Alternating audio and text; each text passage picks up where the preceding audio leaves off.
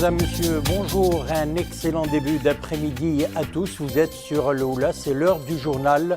Nous vous proposons les principaux titres.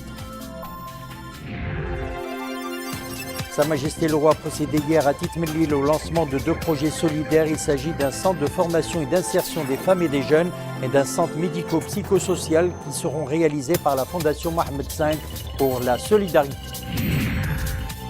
Le Maroc, un acteur pour une émergence collective en Afrique, c'est le thème de la Journée de l'Afrique, rencontre initiée par le ministère des Affaires étrangères et de la coopération internationale et qui a réuni plusieurs ministres, experts marocains et africains. Et puis dans le cadre de la série News, art et cachet architectural des Médinas, aujourd'hui nous irons dans le Moyen Atlas découvrir la ville de Sfro, parmi les plus anciennes villes du Maroc. Et avant de développer ces titres, retenons tout d'abord ce message de félicitations adressé par Sa Majesté le Roi à Sa Majesté le Roi Abdallah II et à la Reine Rania de Jordanie à l'occasion de l'anniversaire de l'accession du souverain jordanien au trône. Sa Majesté le Roi fait part de sa profonde estime des liens de fraternité solides et d'entente cordiale qui unissent les 2 chefs d'État et les 2 familles royales. Nous le disions, 2 projets solidaires qui viennent renforcer l'infrastructure médicale et améliorer les chances des populations démunies. Au niveau de la région de Titmelil, Sa Majesté le Roi Mohamed VI a procédé hier à la pose de la première pierre d'un centre de formation et d'insertion des femmes et des jeunes. Le souverain a également procédé, toujours à Titmelil, à la pose de la première pierre d'un centre médico-psycho-social, 2 centres qui seront réalisés par la Fondation Mohamed V pour la solidarité, les développements sur Adenachat.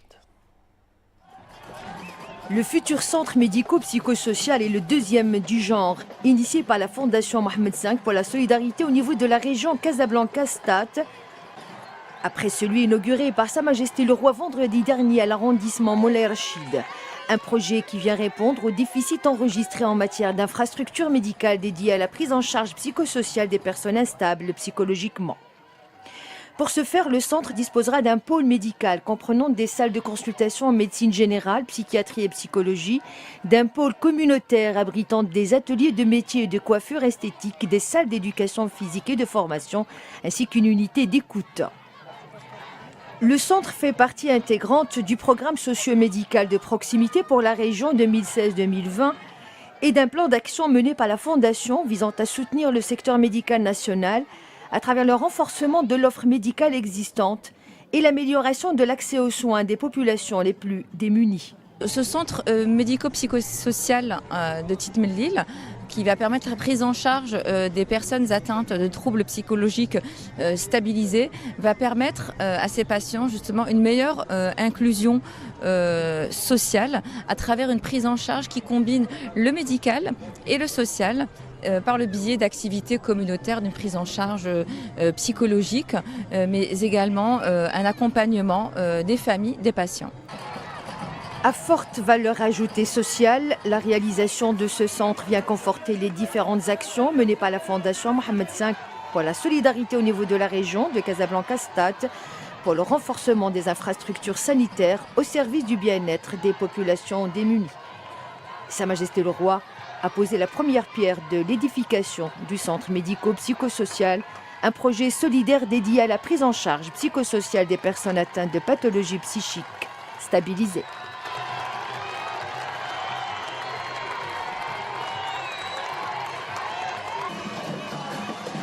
Un centre de formation et d'insertion des femmes et des jeunes pour Titmelil, province de Mediouna. Un projet structurant qui ouvrira de nouvelles perspectives d'avenir aux personnes bénéficiaires qui pourront, grâce à des formations qualifiantes, intégrer le marché de l'emploi, améliorer leurs conditions de vie et celles de leur famille. Un projet solidaire mis en place dans le cadre d'une approche participative avec les représentants de la société civile qui ambitionne d'encadrer les femmes et les jeunes de la ville de Titmelil, favoriser leur accès à différents outils et moyens d'intégration sociale et d'insertion professionnelle, outre l'amélioration du niveau scolaire et éducatif des enfants bénéficiaires.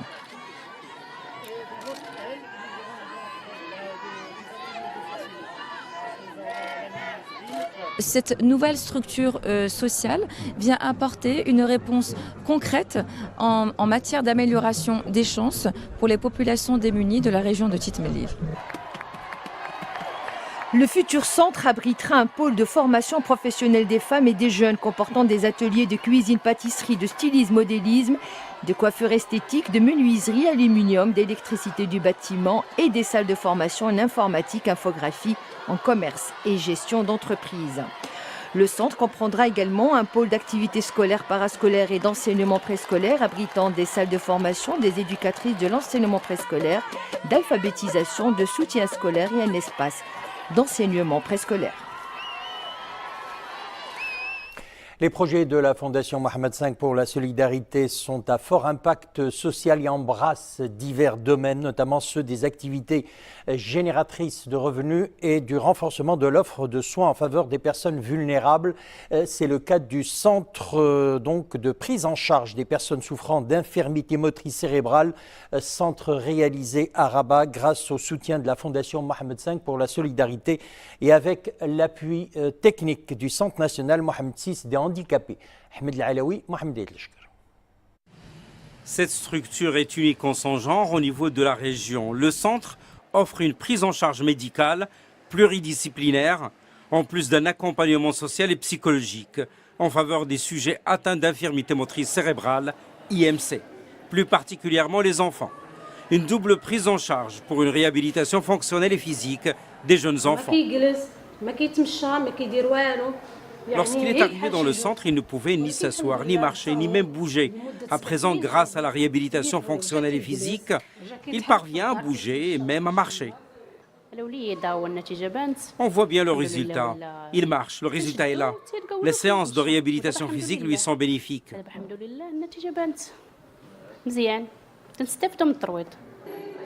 D'une capacité d'accueil d'une centaine de bénéficiaires, le centre propose des traitements thérapeutiques en matière de psychomotricité, de kinésithérapie et d'orthophonie. L'infirmité motrice cérébrale est très handicapante.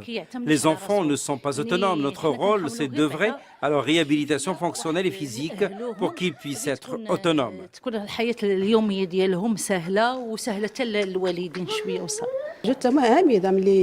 À la naissance de ma fille, elle ne bougeait pas du tout. Elle était comme un cadavre. Je l'ai emmenée ici pour la première fois alors qu'elle n'avait que 3 mois. À présent, elle a 11 ans. Elle bouge, elle marche et elle joue. Ce centre de prise en charge des personnes atteintes d'infirmité motrice cérébrale dispose de cellules d'encadrement et d'orientation des parents et des tuteurs.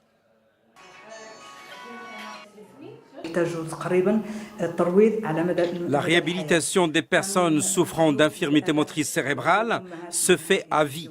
C'est pourquoi nous accueillons les parents pour une guidance parentale, pour les former aux techniques de base de cette réhabilitation.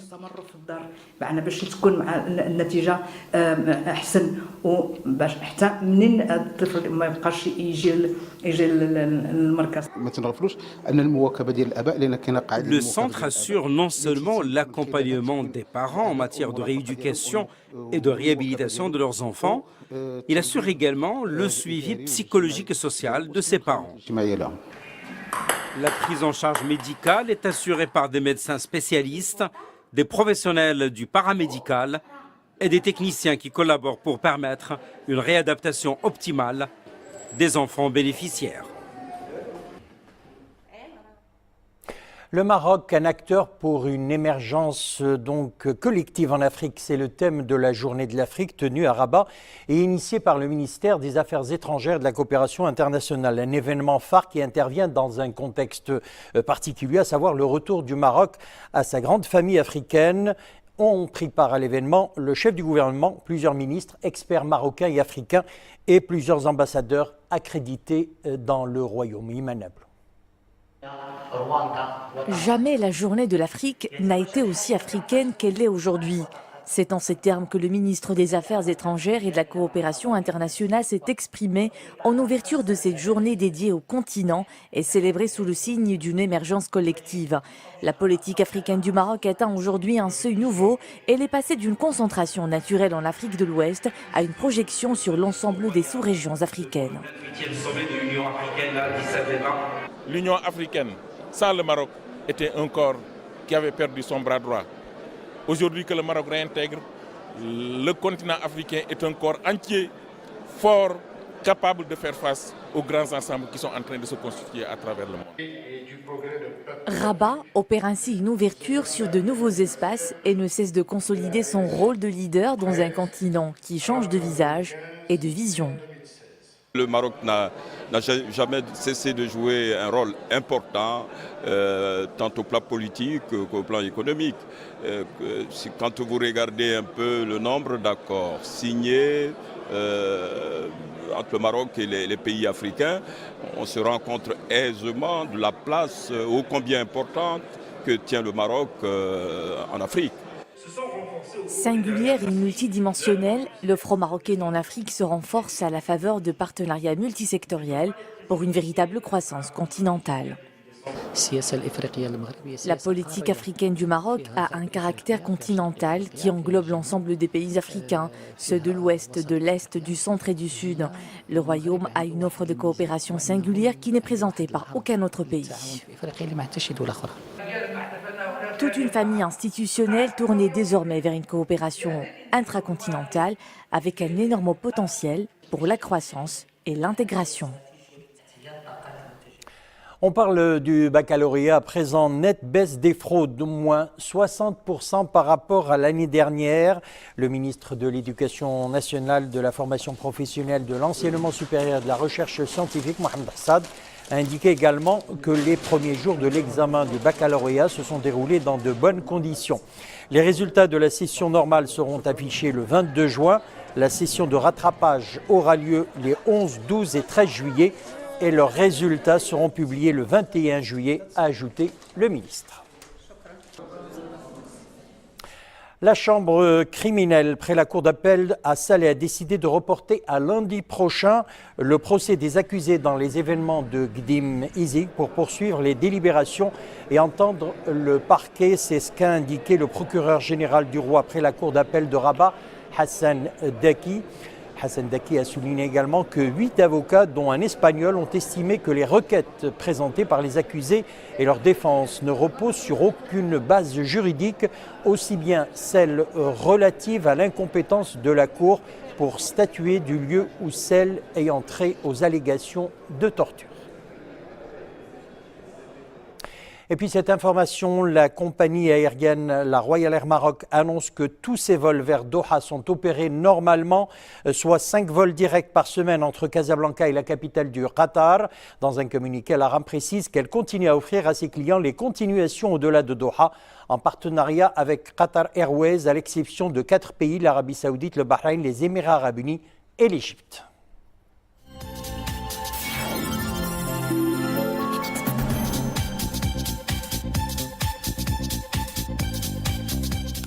En actualité internationale, nous allons en Grande-Bretagne. Le Parti conservateur britannique a perdu sa majorité absolue à la Chambre des communes en obtenant 311 sièges aux législatives hier contre 330 dans la Chambre dissoute. Les travaillistes ont décroché 28 sièges supplémentaires selon les résultats partiels donnés ce vendredi par la BBC. La première ministre britannique Theresa May n'a pas réussi donc à atteindre les 326 sièges qui lui auraient permis de sauvegarder la majorité, même si elle se trouve en tête des résultats. Les médias britanniques parlent déjà d'un échec. Les conservateurs de désastre et l'opposition lui demandent de démissionner. Et on reste en Grande-Bretagne. Un homme armé d'un couteau a été intercepté ce vendredi après avoir brièvement retenu en otage plusieurs employés d'un centre de recherche d'emploi de Newcastle dans le nord-est de l'Angleterre. L'homme a été arrêté et écroué, a déclaré la police qui avait peu avant fait état d'une libération des otages sans préciser leur nombre. Plusieurs employés avaient rapidement pu s'enfuir et les autorités avaient envoyé sur place des négociateurs et des démineurs, craignant que le preneur d'otages ne soit en possession d'explosifs. Et puis à présent, on prend la direction de Prague. Le président de la Commission européenne, Jean-Claude Juncker, a averti aujourd'hui que l'Europe allait devoir investir plus dans sa propre défense en raison du changement fondamental de la diplomatie américaine. Les États-Unis ont fondamentalement changé leur politique étrangère bien avant l'arrivée de Donald Trump, a-t-il souligné lors d'une conférence de presse sur la défense et la sécurité à Prague.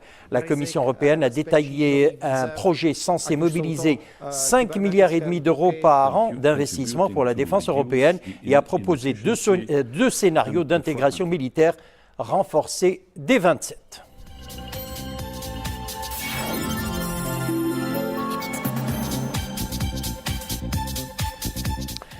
Retour chez nous dans le cadre de sa programmation culturelle prévue autour de l'exposition Face à Picasso, présentée hier soir, une projection commentée du documentaire L'inventaire d'une vie avec son réalisateur Hugues Nancy. Ce documentaire, coécrit par l'un des petits-fils de Picasso, déroule l'incroyable roman artistique et sentimental que fut la vie du peintre avec une fluidité et une élégance à sa mesure. Zineb Amermouche, Mohamed Aïtlishkar.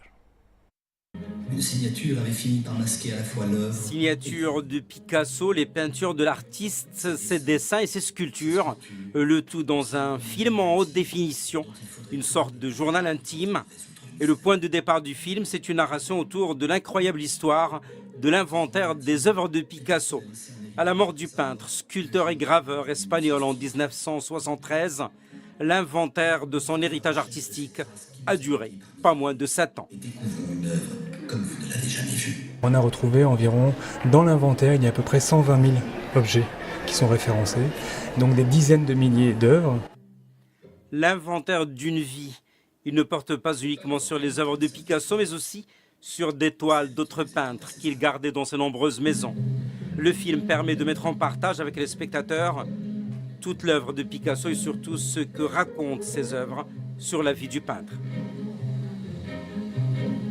On a compris après cet inventaire pourquoi est-ce qu'il y a eu une période bleue, pourquoi est-ce qu'il y a eu une période rose, comment est-ce que sont nées les Demoiselles d'Avignon, comment est né Guernica. Tout ça on l'a découvert par des travaux, par des croquis, par des dessins après sa mort. Et donc l'idée c'était que le film permette de retransmettre ça au public. Le film L'inventaire d'une vie, une histoire fantastique et mystérieuse de l'un des plus grands peintres. Un portrait remarquable et passionnant de l'artiste qui est non seulement le plus célèbre du XXe siècle, mais aussi le plus mystérieux. Un petit paradis au pied du Moyen Atlas. Et là, on va à Sofrou, à mi-chemin entre Fès et Ifrane. Et parmi les plus anciennes, elle est parmi les plus anciennes villes du Maroc. La ville de Sofrou, c'est sa grande muraille et ses anciennes maisons centenaires de la Médina. Et dans le cadre de la série News, durant ce mois sacré de Ramadan, art et cachet architectural, nous allons à la découverte de la ville qui assure résister à l'invasion des Vandales. Mohamed Louahibi et Nissine Hamdaoui.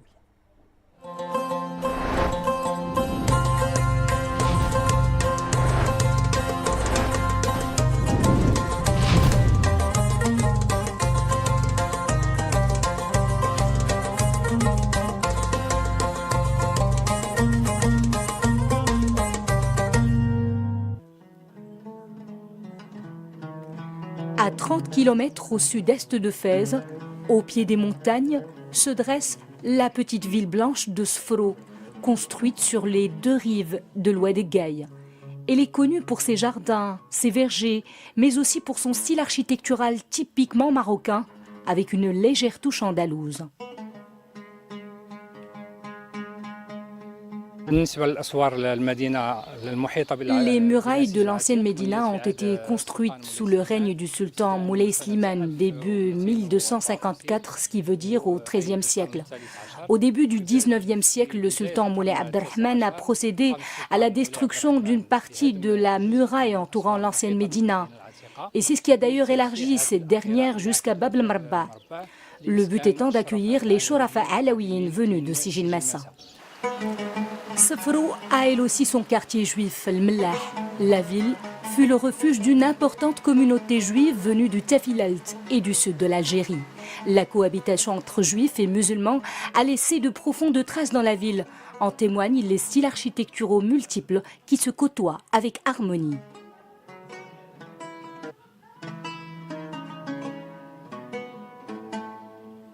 L'ancien tissu urbain de la ville est toujours conservé. Le noyau de Sfro et son cœur battant ne sont autres que ses ruelles, ses marchés, ses murailles, ses monuments qui préservent sa mémoire.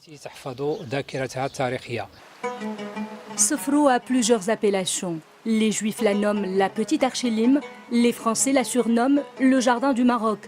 Quant aux autochtones d'aujourd'hui, ils se plaisent à l'appeler la ville des cerises.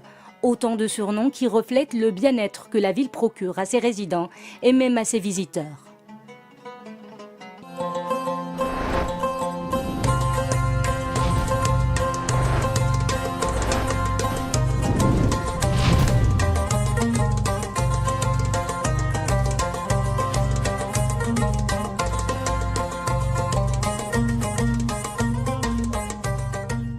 Et bien voilà, c'est la fin de cette édition. Merci de nous avoir suivis. L'info revient dans quelques instants. Le JT en espagnol vous sera présenté par Nisrine Benrenem. Excellente fin d'après-midi et à demain.